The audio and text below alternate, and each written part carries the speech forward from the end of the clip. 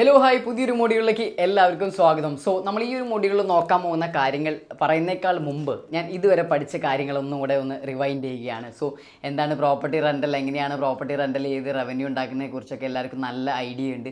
So ഇതിൻ്റെ സ്ട്രക്ചറുകളെ കുറിച്ച് ഓരോ സ്റ്റെപ്പുകളായിട്ടാണ് നമ്മൾ ഇതെങ്ങനെ എഫക്റ്റീവായി പ്രൊഫഷണലായി വളരെ സക്സസ്ഫുൾ ആയിട്ടുള്ള രീതിയിൽ നമുക്ക് ഇംപ്ലിമെൻറ്റ് ചെയ്യുക എന്നുള്ളതിനെ കുറിച്ചാണ് നമ്മളിപ്പോൾ ഇത്ര കാലം പഠിച്ചുകൊണ്ടിരുന്നത്. സോ അതിൻ്റെ ഭാഗമായിട്ട് നമ്മൾ എങ്ങനെ ഒരു പ്രൊഡക്റ്റ് നമുക്ക് കണ്ടുപിടിക്കാം, അതായത് ഒരു പ്രോപ്പർട്ടി എങ്ങനെ കണ്ടുപിടിക്കാം, ആ പ്രോപ്പർട്ടി കണ്ടുപിടിച്ച് കഴിഞ്ഞാൽ എങ്ങനെയൊക്കെ സംസാരിച്ചുകൊണ്ട് ആ പ്രോപ്പർട്ടി ഓൺബോർഡ് ചെയ്യാം, ആ പ്രോപ്പർട്ടി ലഭിച്ചു കഴിഞ്ഞാൽ എങ്ങനെ മാർക്കറ്റ് ചെയ്യാം, അതായത് ആ ഒരു ബിസിനസ് ക്ലോസ് ചെയ്യാൻ വേണ്ട ലീഡ് എവിടെ നിന്ന് കണ്ടുപിടിക്കാം, ഏത് ചാനലിലൂടെ നമുക്ക് ആ ഒരു പ്രോപ്പർട്ടി മാർക്കറ്റ് ചെയ്യാം എന്നുള്ളത് നമ്മൾ വളരെ ക്ലിയർ ആയിട്ട് പഠിച്ചു.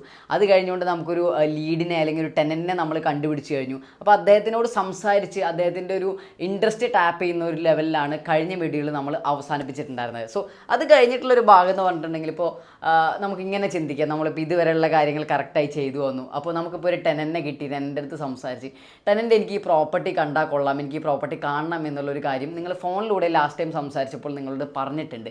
സോ ആ ഒരു പോയിന്റിൽ നിന്ന് അടുത്തൊരു സ്റ്റെപ്പ് എന്ന് പറഞ്ഞിട്ടുണ്ടെങ്കിൽ സൈറ്റ് വിസിറ്റാണ്. അതായത് ഈ ഒരു പ്രോപ്പർട്ടി ഈ ഒരു ടെനൻറ്റിനെ കാണിക്കുക, ഡയറക്റ്റ് കാണിക്കുക അല്ലെങ്കിൽ വെർച്വലി കാണിക്കുക എന്നുള്ളതാണ് രണ്ട് ഓപ്ഷൻസ് നമുക്ക് വരുന്നത്. സോ എങ്ങനെയാണ് ഒരു സൈറ്റ് വിസിറ്റ് നടത്തുക, എന്തൊക്കെ കാര്യങ്ങളാണ് ഒരു സൈറ്റ് വിസിറ്റ് ചെയ്യുമ്പോൾ നമ്മൾ ശ്രദ്ധിക്കേണ്ടത്, എന്തൊക്കെയായിരിക്കണം ഈ ഒരു സൈറ്റ് വിസിറ്റ് കഴിയുമ്പോൾ ആ പ്രോപ്പർട്ടി കാണാൻ വന്ന ആ ഒരു ലീഡിന് അല്ലെങ്കിൽ ടെനൻറ്റിന് കിട്ടേണ്ട ഇൻപുട്ടുകളെ കുറിച്ചാണ് നമ്മൾ പഠിക്കാൻ പോകുന്നത്. അതായത് നമ്മുടെ പ്രോപ്പർട്ടി ടെനൻറ്റിനെ കുറിച്ച് നമ്മൾ സംസാരിച്ച് കഴിഞ്ഞു, പുള്ളിയോട് പ്രോപ്പർട്ടീനെ കുറിച്ച് സംസാരിച്ച് പുള്ളിക്ക് താല്പര്യമുണ്ട്. അപ്പോൾ ഈ ഒരു പ്രോപ്പർട്ടി വന്ന് നോക്കുമ്പോൾ സൈറ്റ് വിസിറ്റിൽ ഇൻക്ലൂഡ് ചെയ്യേണ്ട കാര്യങ്ങൾ എന്തൊക്കെയാണ്, സൈറ്റ് വിസിറ്റിൽ ഇൻക്ലൂഡ് ചെയ്യേണ്ട ഡെലിവറബിൾസ് എന്നും കൂടെ നമുക്ക് ഈ ഒരു മോഡ്യൂളിൽ നോക്കാം. സോ നമുക്ക് വീഡിയോ പോയാലോ. സൈറ്റ് വിസിറ്റിലോട്ട് വരുന്ന സമയത്ത് രണ്ട് രീതിയിലുള്ള സൈറ്റ് വിസിറ്റുകളാണ് സക്സസ്ഫുള്ളി നമ്മുടെ ഇവിടെ മാർക്കറ്റിൽ നടന്നുകൊണ്ടിരിക്കുന്നത്. ഒന്ന് ഡയറക്റ്റ് സൈറ്റ് വിസിറ്റ് ആണ്. ഒബ്വിയസ്ലി നേരിട്ട് വന്ന് നമ്മൾ പ്രോപ്പർട്ടി കാണുന്നു, കാര്യങ്ങൾ സംസാരിക്കുന്നു, ഫൈനലൈസ് ചെയ്യുന്നുണ്ടെങ്കിൽ ചെയ്യുന്നു. രണ്ടാമത്തെ ഒരു രീതി എന്ന് പറഞ്ഞിട്ടുണ്ടെങ്കിൽ വെർച്വൽ സൈറ്റ് വിസിറ്റ് ആണ്. അതായത് ഇപ്പോൾ നോർമലി ഇപ്പോൾ ഞാൻ കൊച്ചി മാർക്കറ്റിൽ വർക്ക് ചെയ്യുന്നുണ്ട്, ഇവിടെ വരുന്ന പല ആളുകളും ചിലപ്പോൾ നോർത്ത് ഇന്ത്യൻസ് ആവാം, ചിലപ്പോൾ കേരളത്തിൻ്റെ പുറമേയുള്ള പല സ്ഥലങ്ങളിൽ നിന്ന് വരുന്ന ആളുകളാവും. സോ അവരെ സംബന്ധിച്ച് ഇപ്പോൾ ഇൻഫോ പാർക്ക് പോലെയുള്ള സ്ഥാപനങ്ങളിലേക്കും വേറെ കമ്പനികളിലേക്കൊക്കെ വരുന്ന ആളുകളാണ്. അപ്പോൾ ലെറ്റ്സ് ഇപ്പോൾ അടുത്ത മാസം 1-ാം തീയതിയാണ് വരുന്നത്, പക്ഷേ അവർക്ക് ഇവിടെ വന്ന് റൂം നോക്കാനുള്ളൊരു സമയമില്ല എന്ന് കാണുമ്പോൾ നല്ലൊരു റിയൽ എസ്റ്റേറ്റ് ഏജൻറ്റിനെയോ അല്ലെങ്കിൽ നല്ലൊരു പ്രോപ്പർട്ടി ഓണറെയോ അവർക്ക് ലഭിക്കുകയാണെങ്കിൽ അവർ വെർച്വലി ഇപ്പോൾ ഒരു സൂം കോളിലൂടെയോ വാട്സപ്പ് വീഡിയോ കോളിലൂടെയോ പ്രോപ്പർട്ടി കറക്റ്റായിട്ട് നോക്കും. അതിന് വേണ്ട ഫോട്ടോസും ഡീറ്റെയിൽസും വീഡിയോസൊക്കെ ഡയറക്റ്റ്ലി വാട്സപ്പിലൂടെ തന്നെ വെർച്വലി മേടിച്ചുകൊണ്ട് എല്ലാ എൻ്റയർ ഡീറ്റെയിൽസും മേടിച്ച് അവരുടെ റിക്വയർമെൻറ്റിൻ്റെ മാച്ചിങ് ആണെന്നുണ്ടെങ്കിൽ അവരപ്പോൾ തന്നെ ആ ഒരു പ്രോപ്പർട്ടി ഒരു ടോക്കൺ എമൗണ്ട് കൊടുത്ത് ഫൈനലൈസ് ചെയ്യും. ചില കാര്യങ്ങളിൽ എഗ്രിമെൻറ്റും ഫൈനലൈസ് ചെയ്യുന്ന രീതികൾ ഉണ്ടാവാറുണ്ട്. സോ അത്തരത്തിലാണ് രണ്ട് സൈറ്റ് വിസിറ്റ് നമുക്കുള്ളത്. സോ നമുക്ക് ആദ്യം ഡയറക്റ്റ് സൈറ്റ് വിസിറ്റിനെ കുറിച്ച് തന്നെ പറയാം. സോ ഡയറക്റ്റ് സൈറ്റ് വിസിറ്റിലോട്ട് വരുന്ന സമയത്ത് ഒരു ലീഡ് അല്ലെങ്കിൽ ഒരു പ്രോപ്പർട്ടി നോക്കി വരുന്ന ഒരാൾക്ക് ആ പ്രോപ്പർട്ടി കാണണം എന്ന് നിങ്ങളോട് ഓവർ ദ ഫോണിലൂടെ സംസാരിക്കുമ്പോഴാണ് നിങ്ങളൊരു സൈറ്റ് വിസിറ്റ് അറേഞ്ച് ചെയ്യാൻ പോകുന്നത്. സോ ആ ഒരു സൈറ്റ് വിസിറ്റിൽ നിങ്ങൾ ശ്രദ്ധിക്കേണ്ട കുറച്ച് കാര്യങ്ങൾ നമുക്ക് നോക്കാം. ഒരു സൈറ്റ് വിസിറ്റിന് മുമ്പായിട്ട് നിങ്ങൾ എൻഷുർ ചെയ്യേണ്ട കുറച്ച് കാര്യങ്ങളാണ് ഞാൻ സ്ക്രീനിൽ മെൻഷൻ ചെയ്തിരിക്കുന്നത്. സോ നമുക്ക് ഒന്നാമത്തെ പോയിന്റിലേക്ക് തന്നെ പോകാം. ഷെഡ്യൂൾ ആൻഡ് അപ്പോയിൻമെൻറ്റ് എന്നുള്ളതാണ് ഒന്നാമത്തെ കാര്യം. അപ്പോൾ ഇത്രയും എഴുതിയിട്ടുള്ള പോയിൻറ്റ്സ് ഒന്നും കാണുമ്പോൾ പേടിക്കേണ്ട കാര്യമൊന്നുമില്ല. ഇതൊക്കെ വളരെ ബേസിക് ആയിട്ടുള്ള കാര്യമാണ്. നിങ്ങളുടെ റെഫറൻസിന് വേണ്ടി നോട്ട് രൂപത്തിൽ എഴുതി തന്നിട്ടുണ്ട് എന്ന് മാത്രമേ ഉള്ളൂ.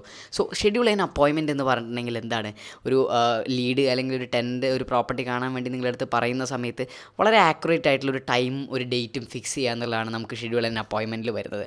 സോ അതിൽ ശ്രദ്ധിക്കേണ്ട 1-2 കാര്യങ്ങളുണ്ട്. നിങ്ങളൊരു പ്രോപ്പർട്ടി ഓൺബോർഡ് ചെയ്യുന്ന സമയത്ത് വരുന്ന 1-2 സിനാരിയോസാണ്. ചിലപ്പോൾ നിങ്ങളൊരു പ്രോപ്പർട്ടി ഓൺബോർഡ് ചെയ്യുന്ന സമയത്ത് ആ പ്രോപ്പർട്ടിയുടെ ഓണർ ലോക്കലി അവൈലബിൾ ആയിട്ടുള്ള ഒരാളായിരിക്കും. അപ്പോൾ അവർ പ്രിഫർ ചെയ്യുന്നത് എപ്പോഴും നിങ്ങളുടെ കയ്യിലൊരു ടെനൻ്റ് ഉള്ള സമയത്ത് അല്ലെങ്കിൽ ഒരു ലീഡുള്ള സമയത്ത് ഒരു ടൈമിംഗ് വിളിച്ച് പറഞ്ഞിട്ടുണ്ടെങ്കിൽ ഞാനവിടെ എത്തിച്ചേരാം, ഞാൻ ഡയറക്റ്റ്ലി വരാം, സൈറ്റ് വിസിറ്റിനായിട്ട് അവൈലബിൾ ആവുക എന്നുള്ളതായിരിക്കും ഒരു സിനാരിയോ.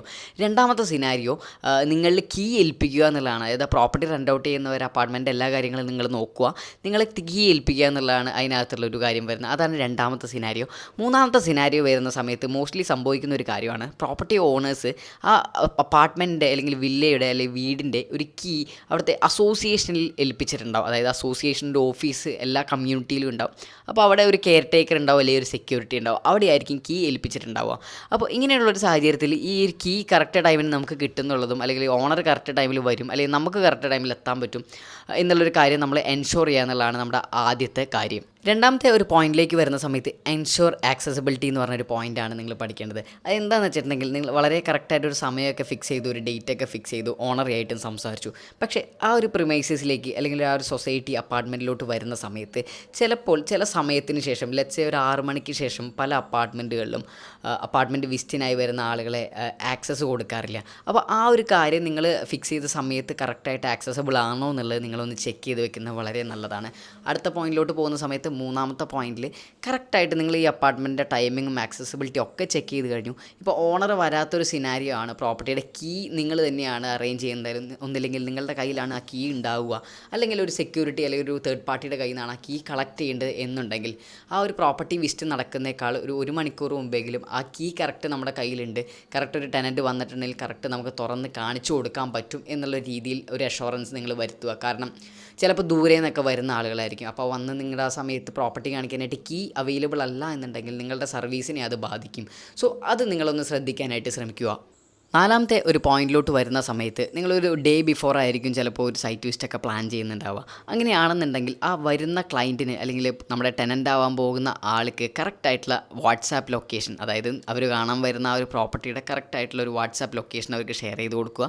അതുപോലെ തന്നെ നിങ്ങളുടെ അൾട്ടർനേറ്റ് കോൺടാക്ട് നമ്പർ ഉണ്ടെങ്കിൽ അതും ഷെയർ ചെയ്ത് കൊടുക്കണം. കാരണം ഇൻ കേസ് അങ്ങനെ വിളിച്ചിട്ട് കിട്ടിയില്ലെങ്കിൽ അവരൊരു ബുദ്ധിമുട്ടിലാവാൻ പാടില്ല എന്നുള്ളതുകൊണ്ട് കറക്റ്റായിട്ടൊരു നമ്പറും കൂടെ ഷെയർ ചെയ്താൽ വളരെ നന്നായിരിക്കും. പ്ലസ് അവർ വിസിറ്റ് ചെയ്യാൻ പോകുന്ന ആ ഒരു ഫ്ലാറ്റിൻ്റെ നമ്പർ എത്രയാണെന്നുള്ളതും അവർക്ക് അയച്ചു കൊടുക്കുക. കാരണം ഒരു പ്രിമൈസസിൽ ഒരു വണ്ടിയായിട്ട് ഒരാൾ എൻ്റർ ചെയ്യുന്ന സമയത്ത് തീർച്ചയായിട്ടും ഏത് അപ്പാർട്ട്മെൻറ്റ് കാണാനാണ്, ഏത് ഫ്ലാറ്റിലെ വിസിറ്റർ ആണെന്നുള്ള ഒരു ചോദ്യം അല്ലെങ്കിൽ അവിടെ നോട്ട് ചെയ്യേണ്ടതായിട്ട് വരും. അപ്പോൾ ആ ഒരു പോയിന്റിൽ ഈ ഡീറ്റെയിൽസ് അദ്ദേഹത്തിൻ്റെ കയ്യിലുണ്ടെങ്കിൽ വളരെ സുഖമായിട്ട് പുള്ളിക്ക് ആക്സസ് ചെയ്യാനായിട്ട് പറ്റും. അതുപോലെ തന്നെ ചില അപ്പാർട്ട്മെൻറ്റിൽ അല്ലെങ്കിൽ ചില കമ്മ്യൂണിറ്റികളിൽ ID കാർഡിൻ്റെ ഒരു കോപ്പി എടുക്കുന്ന ഒരു പ്രാക്ടീസും ശീലമായിട്ടുണ്ട്. സോ അതും ഒന്ന് ശ്രദ്ധിക്കുക. അവരുടെ അടുത്തൊന്ന് പറയുക, ഉണ്ടെങ്കിൽ ഒരു ഫോട്ടോ അല്ലെങ്കിൽ ഒരു ID എനിക്ക് അയച്ചിട്ടേക്കോ, അല്ലാന്നുണ്ടെങ്കിൽ നിങ്ങളുടെ കയ്യിലൊന്ന് കരുതുക. ഇൻ കേസ് ആവശ്യമുണ്ടെങ്കിൽ ഒന്ന് കൊടുക്കാനായിട്ടാണെന്നുള്ള രീതിയിൽ ഇൻഫോം ചെയ്തേക്കുക. ഓക്കെ, അടുത്ത ഒരു പോയിന്റിലേക്ക് വരുന്ന സമയത്ത് നമ്മൾ വളരെ കറക്റ്റായിട്ട് സമയം ഷെഡ്യൂൾ ചെയ്ത പോലെ കറക്റ്റ് നമ്മൾ അപ്പാർട്ട്മെൻറ്റ് അവിടെ എത്തിയിട്ടുണ്ട്. സോ അടുത്തൊരു സ്റ്റെപ്പ് എന്ന് പറഞ്ഞിട്ടുണ്ടെങ്കിൽ നമ്മൾ ഇനി അപ്പാർട്ട്മെൻറ്റ് കാണിച്ചു കൊടുക്കുക എന്നുള്ളതാണ്. അപ്പോൾ ആദ്യം തന്നെ നമ്മൾ ഫുള്ളായിട്ട് എൻ്റയർ അപ്പാർട്ട്മെൻറ്റ് അവർക്ക് കാണിച്ചു കൊടുക്കുക. അതിനുശേഷം ഈ ഒരു പ്രോപ്പർട്ടിയിലുള്ള കോമൺ അമ്യൂണിറ്റീസ്, അതായത് ജിമ്മ്, ക്ലബ് ഹൗസ്, അതുപോലുള്ള കോമൺ അമ്യൂണിറ്റീസ് എല്ലാം അവർക്ക് കറക്റ്റായിട്ട് കാണിച്ചു കൊടുക്കുക. അതുകൂടാതെ ഏത് അപ്പാർട്ട്മെൻറ്റ് ആണോ അവർ കാണുന്നത് അതിൻ്റെ കാർ പാർക്കിംഗ് ഫെസിലിറ്റി എവിടെയാണെന്നുള്ളതും കൂടെ നിങ്ങൾ കറക്റ്റ് കാണിച്ചു കൊടുക്കണം. സോ ഇതൊക്കെ നിങ്ങൾക്ക് അറിയണമെന്നുണ്ടെങ്കിൽ ഞാൻ മുമ്പ് ഒരു സെഷനിൽ പറഞ്ഞിട്ടുണ്ടായിരുന്നു, ആദ്യം തന്നെ പ്രോപ്പർട്ടി ഓണറോട് സംസാരിക്കുന്ന സമയത്ത് നിങ്ങളൊരു സൈറ്റ് വിസിറ്റ് നിങ്ങൾക്ക് ചെയ്യാനായിട്ട് നിങ്ങൾ ചോദിക്കണം. കാരണം നിങ്ങൾ ആദ്യം വന്ന ആ പ്രോപ്പർട്ടി കണ്ട് എല്ലാം പഠിച്ചു ഒന്ന് പോയി കഴിഞ്ഞാലാണ് പിന്നെ ഒരു ദിവസം ക്ലയൻറ്റ് വരുന്ന സമയത്ത് നിങ്ങൾക്ക് വളരെ കറക്റ്റായിട്ട് അത് കാണിച്ചു കൊടുക്കാനായിട്ട് സാധിക്കുകയുള്ളൂ. സോ ഒരു സൈറ്റ് വിസിറ്റ് വരുന്ന സമയത്ത് ഇത്രയും കാര്യങ്ങളൊക്കെയാണ് നിങ്ങൾ ശ്രദ്ധിക്കേണ്ടത്. അത് കഴിഞ്ഞിട്ട് നമ്മൾ സംസാരിക്കേണ്ട കുറച്ച് കാര്യങ്ങളുണ്ട്, അതായത് ടേംസ് ആൻഡ് കണ്ടീഷൻസ്. അത് വളരെ കൃത്യമായിട്ട് ഞാൻ മുകളിൽ കൊടുത്തിട്ടുണ്ട്. ആദ്യത്തെ ഒരു പോയിൻ്റാണ് അപ്പാർട്ട്മെൻറ്റ് അവൈലബിലിറ്റി കൺഫർമേഷൻ. അതായത് ഇപ്പോൾ ഈ ഒരു സൈറ്റ് വിസിറ്റിന് വന്നിട്ടുള്ള ഈ ഒരു ക്ലയൻറ്റ് ഈ ഒരു അപ്പാർട്ട്മെൻറ്റ് കൺഫേം ചെയ്യുകയാണെങ്കിൽ ഏത് ദിവസത്തിലായിരിക്കും നമുക്ക് ഈ ഒരു അപ്പാർട്ട്മെൻറ്റ് ഹാൻഡ് ഓവർ ചെയ്യാൻ പറ്റുക, ആ ഒരു ഡേറ്റ് പ്രോപ്പർട്ടി ഓണറുമായി സംസാരിച്ചുകൊണ്ട് നിങ്ങൾ കൺഫേം ചെയ്തിട്ട് വേണം ഇവരെടുത്ത് പറയാനായിട്ട്, അതായത് ഈ ഒരു സൈറ്റ് വിസിറ്റിന് വന്ന ഈ ഒരു ക്ലയൻറ്റിനോട് പറയാനായിട്ട്. രണ്ടാമത്തെ പോയിന്റിൽ വരുന്ന സമയത്ത് റെൻ്റൽ റേറ്റ്സ് ഫൈനലൈസേഷനാണ്. അതായത് ഈ ഒരു പ്രോപ്പർട്ടി ഫൈനലി എത്ര രൂപ റെൻറ്റിനാണ് നിങ്ങൾക്ക് തരാനായിട്ട് സാധിക്കുക. ഇതൊരു ക്ലോഷർ ഡീലാണെന്നുണ്ടെങ്കിൽ എത്ര രൂപയ്ക്കായിരിക്കും നിങ്ങൾക്ക് ഈ ഒരു പ്രോപ്പർട്ടി നമുക്ക് റെൻ്റ് ഔട്ട് ചെയ്യാനായിട്ട് സാധിക്കുക എന്നുള്ളൊരു റേറ്റും നമ്മൾ കറക്റ്റായിട്ട് എടുത്ത് വെച്ചിരിക്കണം. മൂന്നാമത്തെ പോയിന്റിൽ വരുന്ന സമയത്ത് സെക്യൂരിറ്റി ഡെപ്പോസിറ്റ്. അതായത് സെക്യൂരിറ്റി ഡെപ്പോസിറ്റായിട്ട് നമ്മളൊരു എമൗണ്ട് കളക്ട് ചെയ്യും. അത് പല ഓണേഴ്സിനും ഡിഫറൻ്റ് ആയിട്ടായിരിക്കും വേണ്ടി വരിക. ഇപ്പോൾ നോർമലി മാർക്കറ്റിൽ നടക്കുന്ന ഒരു പ്രാക്ടീസ് എന്താണെന്ന് വെച്ചാൽ 3 മാസത്തെ ഡെപ്പോസിറ്റാണ് നമ്മൾ കളക്ട് ചെയ്ത് വെക്കുക. സെക്യൂരിറ്റി ഡെപ്പോസിറ്റായി 3 മാസത്തെ റെൻ്റലാണ് കളക്ട് ചെയ്ത് വെക്കുക. അതായത് 30,000 രൂപയാണ് റെൻ്റൽ എന്നുണ്ടെങ്കിൽ 90,000 രൂപയായിരിക്കും നമ്മൾ കോഷൻ ഡെപ്പോസിറ്റായിട്ട് സെക്യൂരിറ്റി ഡെപ്പോസിറ്റായിട്ട് നമ്മൾ മേടിച്ച് വെക്കുന്നുണ്ടാവുക. എൻഡ് ഓഫ് ദ ഡേ നമ്മൾ എഗ്രിമെൻറ്റ് കഴിയുന്ന സമയത്ത് നമ്മൾ ഈ ഒരു എമൗണ്ട് റീഫണ്ട് ചെയ്ത് കൊടുക്കും. എന്തിനാണ് ഈ ഒരു സെക്യൂരിറ്റി ഡെപ്പോസിറ്റ് മേടിക്കുന്നത് എന്ന് ചോദിച്ചിട്ടുണ്ടെങ്കിൽ, ഇപ്പോൾ നമ്മളൊരു അപ്പാർട്ട്മെൻറ്റ് റെൻ്റ് ഔട്ട് ചെയ്യുന്ന സമയത്ത് അതിൻ്റെ ടെനൻസി പീരീഡ് കഴിയുമ്പോൾ എന്തെങ്കിലും കംപ്ലയിൻറ്റോ കാര്യങ്ങളൊക്കെ ഉണ്ടെങ്കിൽ നമുക്കത് റിക്കവർ ചെയ്യാൻ വേണ്ടിയിട്ടാണ് ആദ്യമേ ഒരു സെക്യൂരിറ്റി ഡെപ്പോസിറ്റ് നമ്മൾ കളക്ട് ചെയ്ത് വെക്കുന്നത് കേട്ടോ. സോ സെക്യൂരിറ്റി ഡെപ്പോസിറ്റിൻ്റെ കാര്യം ഓണേഴ്സിനെ ഡിപ്പെൻഡ് ചെയ്തിരിക്കും. മാർക്കറ്റിൽ നടക്കുന്ന ഒരു സ്റ്റാൻഡേർഡ് 3 മാസത്തെ അഡ്വാൻസ് ആണ് സെക്യൂരിറ്റി ഡെപ്പോസിറ്റായിട്ട് നമ്മൾ മേടിക്കുന്നത്. സോ ഈ ഒരു പോയിന്റ് കഴിഞ്ഞ് അടുത്ത പോയിന്റിലേക്ക് വരുന്ന സമയത്ത് നമ്മൾ എത്ര കാലത്തേക്കാണ് റെൻ്റൽ എഗ്രിമെൻറ്റ് ഉദ്ദേശിക്കുന്നത്, ടെനൻസി പീരീഡ് എത്രയാണ്, അതായത് ഒരു വർഷത്തേക്കാണെങ്കിൽ 11 മാസത്തേക്കാണെങ്കിൽ 5 മാസത്തേക്കാണ് നമ്മൾ ഉദ്ദേശിക്കുന്നത്, എത്രയാണോ നമ്മൾ ഡ്യൂറേഷൻ ഉദ്ദേശിക്കുന്നത് അത് വളരെ കറക്റ്റായിട്ട് അവരുടെ അടുത്ത് പറയാം. ഇപ്പോൾ 10 മാസത്തെ അല്ലെങ്കിൽ 11 മാസത്തെ എഗ്രിമെൻ്റ് ആണ് മാർക്കറ്റിലെ സ്റ്റാൻഡേർഡ് എഗ്രിമെൻറ്റ് നടക്കുന്നത്. അതായത് ഒരു വർഷത്തേക്ക് റെൻറ്റിന് എടുക്കുന്ന ആൾ 11 മാസത്തേക്കായിരിക്കും റെൻ്റലിന് എടുക്കുന്നുണ്ടാവുക. അതിൻ്റെ കാരണങ്ങളും ലീഗൽ കാര്യങ്ങളും എല്ലാം ഒരു lawyer end of the day ഈ ഒരു കോഴ്സിൻ്റെ താഴെ നമ്മളോട് സംസാരിക്കുന്നതായിരിക്കും. സോ അതിനെക്കുറിച്ച് ഞാനിപ്പോൾ കൂടുതലായിട്ട് ഡീറ്റെയിൽ ആയി പറയുന്നില്ല.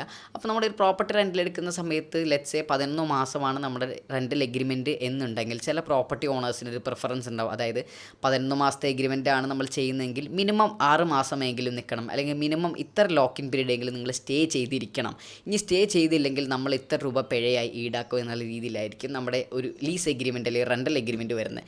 സോ ആ ഒരു ടേംസ് ആൻഡ് കണ്ടീഷൻസ് എന്താണെന്നുള്ളത് നിങ്ങളുടെ ഓണറുമായി സംസാരിച്ച് വളരെ കറക്റ്റായി ഫിക്സ് ചെയ്തുകൊണ്ട് വേണം ടെനൻ്റിൻ്റെ അടുത്ത് പറയാനായിട്ട്. അഞ്ചാമത്തെ ഒരു പോയിന്റിലേക്ക് വരുന്ന സമയത്ത് മെയിൻ്റനൻസ് ആൻഡ് യൂട്ടിലിറ്റി ക്ലാരിഫിക്കേഷൻ, അതായത് എത്ര രൂപയാണ് ഒരു സൊസൈറ്റിയിൽ മെയിൻ്റനൻസ് ചാർജ് വരുന്നത് എന്നതിനെക്കുറിച്ചും എത്ര രൂപയ്ക്കായിരിക്കും വാട്ടറായിട്ടും ഇലക്ട്രിസിറ്റി ബില്ലൊക്കെ ആയിട്ട് എക്സ്റ്റേണൽ ബിൽസ് വരുന്നതിനെക്കുറിച്ചൊരു ക്ലാരിറ്റി ടെനൻറ്റിന് തീർച്ചയായിട്ടും കൊടുക്കേണ്ടതുണ്ട്. അപ്പോൾ എന്താണ് മെയിൻ്റനൻസ് ചാർജ് എന്ന് ചിലപ്പോൾ ഒരു ഡൗട്ട് ഉണ്ടാവും ഈ വീഡിയോ ആദ്യമായിട്ട് കാണുന്ന ആളുകളാണെങ്കിൽ. അപ്പോൾ മെയിൻ്റനൻസ് ചാർജ് എന്ന് പറഞ്ഞിട്ടുണ്ടെങ്കിൽ നമുക്കിപ്പോൾ ഒരു അപ്പാർട്ട്മെൻറ്റാണ് കരുതുക, ഒരു 100 ഫ്ലാറ്റുകളുള്ള ഒരു അപ്പാർട്ട്മെൻ്റ് ആണ് എങ്കിൽ അതിനകത്ത് സെക്യൂരിറ്റി ഉണ്ടാവും, ഒരു കെയർ ടേക്കർ ഉണ്ടാവും, ഒരു ഓഫീസ് സ്റ്റാഫ് ഉണ്ടാവും, അവിടെ സ്ഥിരമായി എല്ലാ ഫ്ലോറും ക്ലീൻ ചെയ്യുന്നുണ്ടാവും. അതുപോലെ തന്നെ അവിടുത്തെ കോമൺ ഏരിയ യൂസ് ചെയ്യുന്ന ഒരു ഇലക്ട്രിസിറ്റി ബില്ലും ഉണ്ടാവും. അതുപോലെ അവിടുത്തെ എല്ലാ മെയിൻ്റനൻസിനും കൂടി മാസം ഒരു തുക അവിടെ ചിലവ് വരും. അതുകൊണ്ടാണ് അസോസിയേഷനൊക്കെ അവർ രൂപീകരിച്ചുകൊണ്ട് ഈ വരുന്ന ചിലവ് എല്ലാ ഓണർമാരും ചേർന്ന് സ്പ്ലിറ്റ് ചെയ്തുകൊണ്ടായിരിക്കും ഇത് കൊടുക്കുന്നുണ്ടാവുക. അങ്ങനെയായിരിക്കും ആ ഒരു അസോസിയേഷൻ അല്ലെങ്കിൽ ആ ഒരു കമ്മ്യൂണിറ്റിയുടെ മെയിൻ്റനൻസ് ഒക്കെ നടക്കുന്നുണ്ടാവുക. നോർമലി ഫ്ലാറ്റൊക്കെ കണ്ടിട്ടുള്ള ആൾക്കാർക്ക് അറിയാം ഇവിടെ കുറേ സെക്യൂരിറ്റി കാര്യങ്ങൾ സംഭവങ്ങളൊക്കെ നടക്കുന്നുണ്ട്. അപ്പോൾ ആദ്യമായിട്ട് ഈ കോഴ്സിൽ വരുന്ന ആൾക്കാർ, ഒരു ഐഡിയ ഇല്ലാതെ വരുന്ന ആൾക്കാരൊക്കെ ആണെങ്കിൽ ഇപ്പോൾ ഏകദേശം ഒരു രൂപ ഒക്കെ കിട്ടിയിട്ടുണ്ടാവും. സോ ഈ ഒരു രീതിയിലാണ് മെയിൻ്റനൻസ് ചാർജും കാര്യങ്ങളൊക്കെ വർക്ക് ചെയ്യുക. അപ്പോൾ മെയിൻ്റനൻസ് ചാർജിനെ കുറിച്ച് പറയുന്ന സമയത്ത് ചില സിനാരിയോസിൽ ചിലപ്പോൾ റെൻറ്റ് 30,000 രൂപയാണെങ്കിൽ ഇൻക്ലൂഡിങ് മെയിൻ്റനൻസ് ആയിരിക്കും ഈ ഒരു ചാർജ് ഓണർ ചാർജ് ചെയ്യുന്നുണ്ടാവുക. അങ്ങനെ ഒരു സിനാരിയോയിലാണെന്നുണ്ടെങ്കിൽ ടെനൻ്റ് അവിടെ മെയിൻ്റനൻസ് ചാർജ് അടയ്ക്കേണ്ടതായിട്ട് വരില്ല. ചില സിനാരിയോയിൽ 30,000 രൂപ റെൻറ്റും പ്ലസ് മെയിൻ്റനൻസ് ചാർജസ് ഒരു 3,000 രൂപയായിരിക്കും. അപ്പോൾ അത് നിങ്ങൾ നേരിട്ട് ടെനൻ്റ് അവിടെ അടയ്ക്കണം എന്നുള്ള രീതിയിലായിരിക്കും ടേംസ് വരിക. അതുകൊണ്ടാണ് ഞാൻ പറഞ്ഞത് ഓണറുടെ ടേംസ് വളരെ കറക്റ്റായി മനസ്സിലാക്കിക്കൊണ്ട് വേണം നമ്മൾ ടെനൻ്റെ അടുത്ത് പറയാനായിട്ട്. അപ്പോൾ ഇങ്ങനെ വരുന്ന സമയത്ത് ഇതിനകത്ത് വാട്ടറും ഇലക്ട്രിസിറ്റി ബില്ലും അങ്ങനെ സെപ്പറേറ്റ് ഇപ്പോൾ ചിലപ്പോൾ ഗ്യാസ് ബില്ലുണ്ടാവും. ഇതൊക്കെ വരുന്ന സമയത്ത് വാട്ടർ, ഇലക്ട്രിസിറ്റി അങ്ങനെ യൂട്ടിലിറ്റി ആയിട്ടുള്ള എല്ലാ ബില്ലുകളും ടെനൻ്റ് തന്നെയായിരിക്കും ബെയർ ചെയ്യേണ്ടി വരിക. അപ്പോൾ അതിൻ്റെ ഒരു അപ്രോക്സിമേറ്റ് ഒന്നും നമുക്ക് പറയാൻ പറ്റില്ല. നമ്മുടെ യൂസേജ് അനുസരിച്ചായിരിക്കും ആ ഒരു റേറ്റ്സും കാര്യങ്ങളും വരുന്നുണ്ടാവുക. സോ ഒരു സൈറ്റ് വിസിറ്റിൻ്റെ എല്ലാ കാര്യങ്ങളും നമ്മളിപ്പോൾ കവർ ചെയ്ത് കഴിഞ്ഞു. ഇത്രയും കാര്യങ്ങളൊക്കെയാണ് ഒരു സൈറ്റ് വിസിറ്റിൽ നിങ്ങൾ കവർ ചെയ്യേണ്ടത്.